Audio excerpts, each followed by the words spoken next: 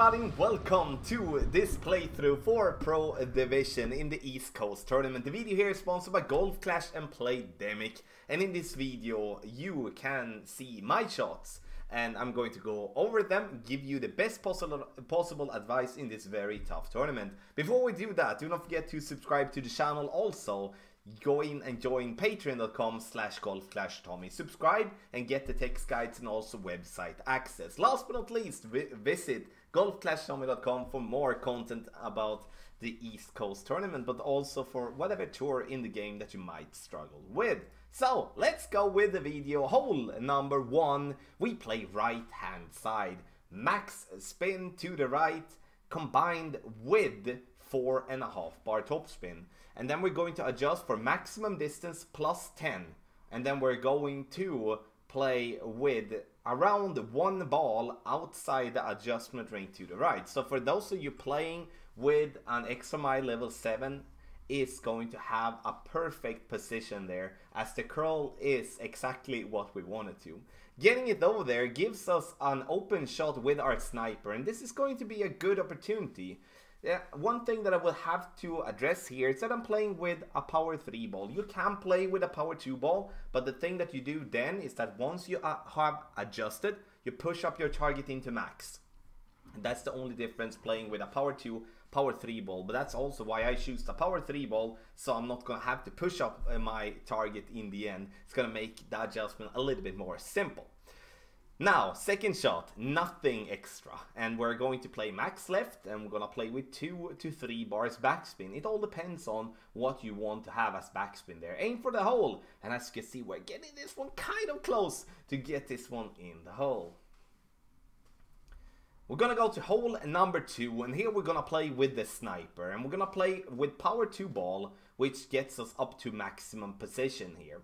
If you do have a lower level sniper, let's say you have a sniper level 8765, play with a kingmaker, because then you will get up to the same position as we are having the sniper level 9. The thing that I'm looking at here is the second bounce, and it should be on the right side of the fringe. Max spin to the right with no top spin, no backspin whatsoever. We're just gonna play it without, and we're gonna push up our target to be in max distance. And once again, I said I wanted to have the second bounce just by the edge of the fringe to the right, and that's going to make it be pushed to the pin there. We came a little short, but that's fine. That's gonna be a good opportunity though for an hole in one. 10% extra for hole number 2. Hole number 3, now we're just gonna lay up, and we are going to just play the drive with a couple of bars topspin, max distance plus 10, and then just gonna take it down the course here. I'm not really interested into getting dangerously close to the rough, so in the end now, using 3.5 bar topspin, we might should go 3 the next time, so we're not getting that risk of getting into the rough. So 3 top is what we do want for the drive. Second shot, big dog, as the big dog is the one that gives me the most distance on my account. Max topspin and as much side spin to the left possible, and my goal is to get this ball to be on the right side of the bunker. I'm not going to push this one with overpower and such. I'm just gonna play a normal shot so I at least get myself to fairway, because if I push overpower with my big dog, I might hit that ball great, and then that's gonna fly to either side, and then you might destroy the eagle opportunity big time. 10% extra it was for the drive, which is going to lead to nothing for the second shot here. And that's going to be the same while taking the third shot, nothing. And here I'm actually going for the dunk. And the reason I go for the dunk is that I feel kind of comfortable playing for the dunk. And as you can see that I'm aiming with my ball guideline right at the pin with the blue arrows on the back end of the pin. But we need to move that up so our target is, you know, with the ball guideline is at the back end and the blue arrows behind the pin. Otherwise we're gonna fall short, as this is a slight uphill shot now when we're playing for the dunk. And you can see how close we are. We're right on target, And now when we are getting short, we hit the pin, we fall back down and we roll and we go to the fringe. But that's no problem because we can still ship it in from there. You can obviously take a different approach directly at the pin by going with, you know, a bounce up towards the pin or using the slope on the back. But I wanted to try the dunk as I feel that, at least for myself, is going to be the most consistent one. Hole number 4, 10% extra for the drive, and here I'm playing with a power 1 ball. Look what I do now. I push up my target into where I want my ball to bounce. And then I count how many rings I do go into overpower. Once I'm done with my adjustment, I do push up my target, in this case 3 rings. That will make sure that I can stay with a power 1 ball. I don't have to go over to a power 2 or power 3 ball. But obviously, if you want to not do that, then play with a power 3 ball and you're not going to have that problem. We're going a little bit too far here in my opinion. 3 bars topspin is going to be enough, not 3.5 as we play for there. But don't forget the 10% extra.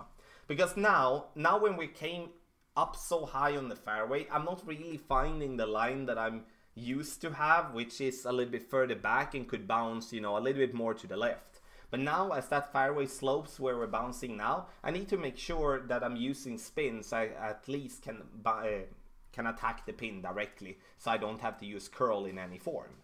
And that is what we do. And then we're going to adjust our shot, no elevation. And the shot here, it's all dependent on what type of distance you have towards the pin. Sometimes it's going to be close to minimum distance, sometimes it's going to be medium distance, and sometimes it's going to be maximum distance.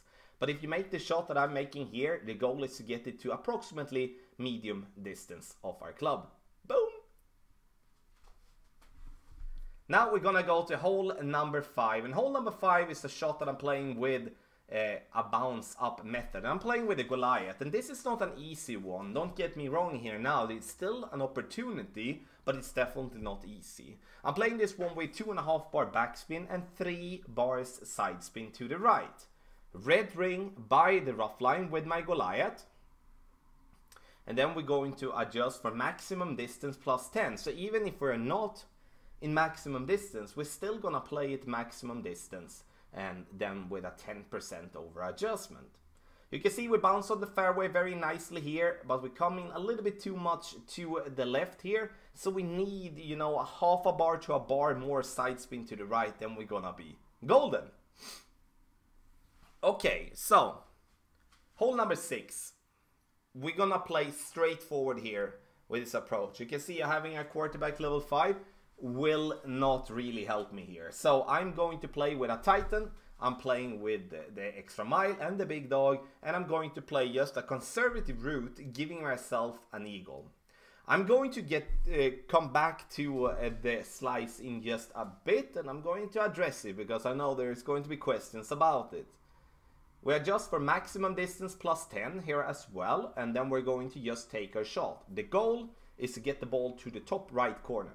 Why don't I play with a power slice? Having a quarterback level 5 obviously does not give me the distance, but if I have a quarterback 9 or quarterback 10, I can go with the power slice. We just need to make sure that we do have wind enough.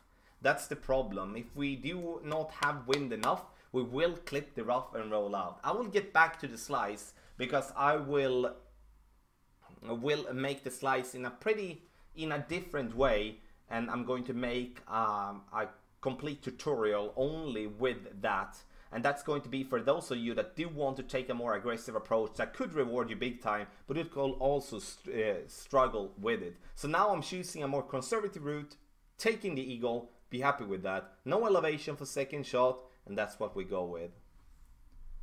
Hole number 7, 2.5 bar backspin and as much side spin to the left possible with the navigator. I would like to play with 3 bars backspin here. I think 2.5 is a little bit too little. And the reason I play with the navigator is to reduce the wind. We do want to have as minimum or like maximum 8 miles per hour. If we do have more, we're gonna go in between clubs. So therefore I have a navigator and not a quasar.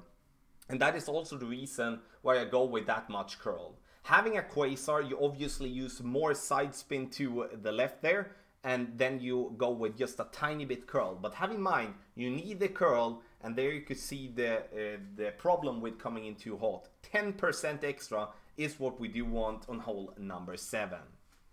Hole number 8, super tough. I play Kingmaker here. Extra mile level 6, max overpower, and as much curl to the left possible that I can with an extra mile. 4.5 bar topspin, max left spin. This is one of the toughest courses in the whole game. And if you make a birdie here, you're gonna be satisfied with that. Pick the big dog for your second shot so you do have the distance. You can see, even if I go max distance, max overpower, I still have to play in a max distance big dog towards the pin. If you have a club with more topspin, obviously you're going to have an advantage to other players.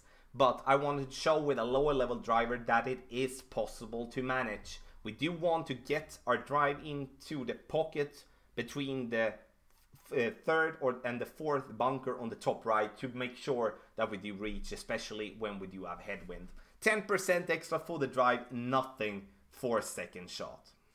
Now we come to my favorite hole this tournament, and that is hole number 9. And the reason I believe that, reason I think that is because it has been giving me a lot of luck.